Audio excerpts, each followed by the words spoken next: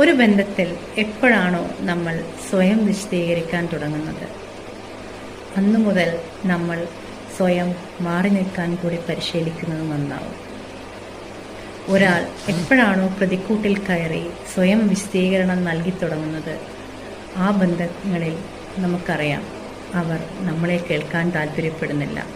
പിന്നെ ആർക്കു വേണ്ടിയാണ് നമ്മൾ ഈ വിശദീകരണം നടത്തുന്നത്? നമ്മളുടെ മൈന്യൂട്ടായ തെറ്റുകൾ അന്വേഷിച്ച് നടക്കുന്ന അവരുടെ മുന്നിൽ ഒരു വിശദീകരണത്തിൻ്റെ ആവശ്യവുമില്ല. അവർക്ക് നമ്മുടെ വിശദീകരണം ആവശ്യവുമില്ല. അവർക്ക് വേണ്ടത് അവർ ഓൾറെഡി തീരുമാനിച്ച കുറച്ച് കാര്യങ്ങളുണ്ട്. മുൻവിധികളോടെ പ്രീ ഡിറ്റർമൻഡ് ആയിട്ട് നമ്മളിൽ അവർ ചില കാര്യങ്ങൾ അടിച്ചേൽപ്പിച്ചിട്ടുണ്ട്. ആ കാര്യങ്ങൾ മാത്രമാണ് അവർ നമ്മളിൽ നോക്കുന്നത്. അതെത്ര